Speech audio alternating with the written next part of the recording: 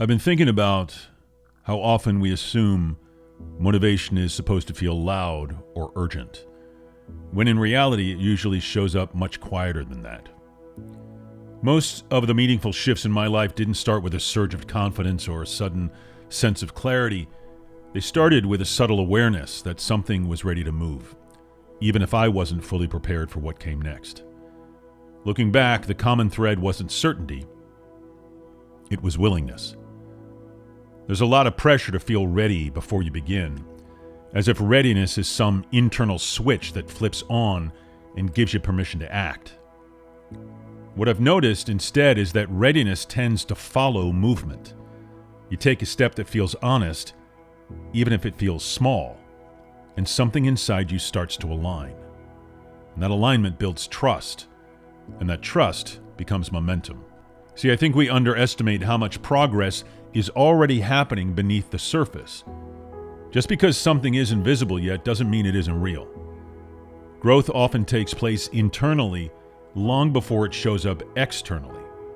And during that time, it can feel like nothing is changing at all. That doesn't mean you're stuck. It usually means you're integrating something important. I've also been thinking about how motivation doesn't always feel like excitement.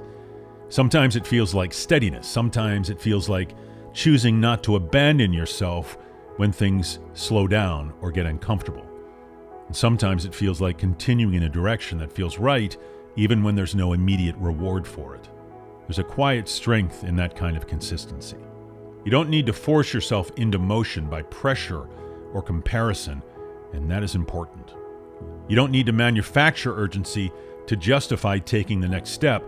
What matters more is whether the step you're taking feels aligned with who you are now, not with who you think you're supposed to be.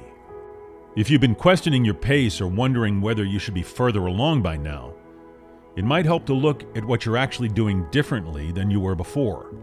The way you think, the way you respond, the things you're no longer willing to tolerate. Those changes count, even if they don't look impressive from the outside. I've come to believe that motivation rooted in self-respect lasts longer than motivation rooted in fear. When you move because something matters to you, rather than because you're afraid of falling behind, the effort feels different. It's more sustainable. It doesn't burn you out in the same way, or even burn you out at all. You don't have to rush this. You don't have to prove anything to anyone. The fact that you're paying attention, reflecting, and staying engaged with your own life is already a form of momentum. Sometimes that's enough to carry you forward. And sometimes I think we underestimate how much strength it takes just to stay present with your own life. Not to escape it, not to numb it, not to constantly look for something else to fix or chase, but to actually remain engaged with what's right in front of you. That kind of presence doesn't look dramatic, and it rarely gets acknowledged, but it's often where the most meaningful change begins. When you stay present, you start to notice subtle shifts. The way certain conversations affect you differently than they used to. The way your tolerance for misalignment gets lower. The way your instincts speak up a little sooner instead of waiting until you're exhausted. Those aren't random changes. They're signs that something inside you is organizing itself in a more honest way. I've been thinking about how easy it is to mistake calm for stagnation. That's powerful. When things aren't chaotic, when there isn't a crisis forcing decisions, it can feel like you're not moving at all, but calm can be incredibly productive internally. It gives you the space to hear yourself more clearly. It allows you to make choices that aren't reactive. It lets you respond analytically instead of just cope. That's often where real confidence starts to form. Not the loud kind, not the performative kind, but the quiet confidence that comes from knowing you can handle uncertainty without panicking. You stop needing constant reassurance.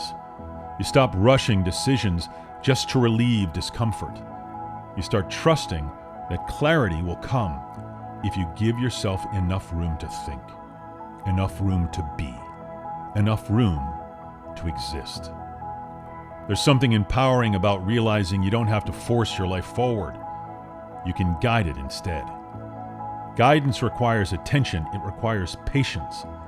It requires the willingness to move at a pace that feels sustainable rather than impressive. Doesn't mean you're settling. When motivation is rooted in alignment, it doesn't fluctuate as wildly. You're not constantly negotiating with yourself or relying on external pressure to keep going. You may still have doubts, and there will still be days when things feel heavy. But underneath, there's that steadiness that wasn't there before. A sense that you're moving in a direction you can live with, even when the outcome isn't fully visible yet. That steadiness changes how you experience effort. And effort stops feeling like punishment and starts feeling like investment. You're no longer spending energy trying to become someone else or meet expectations that don't belong to you. You're investing energy into a version of your life that feels more coherent, more intentional, and more reflective of who you actually are. That's where motivation becomes something you don't have to chase. It becomes something that's available to you because it's connected to meaning instead of pressure. You don't need to hype yourself up to keep moving. You just need to stay honest about why you're moving in the first place. And when you do that, progress tends to take care of itself.